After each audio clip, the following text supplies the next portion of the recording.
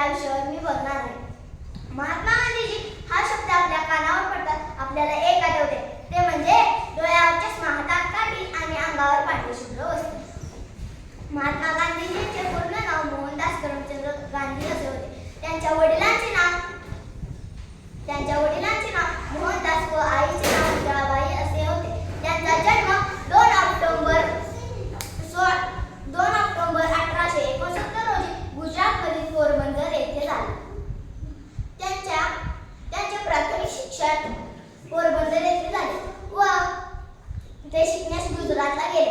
ते शिकून परत त्यांच्या गावी आले आणि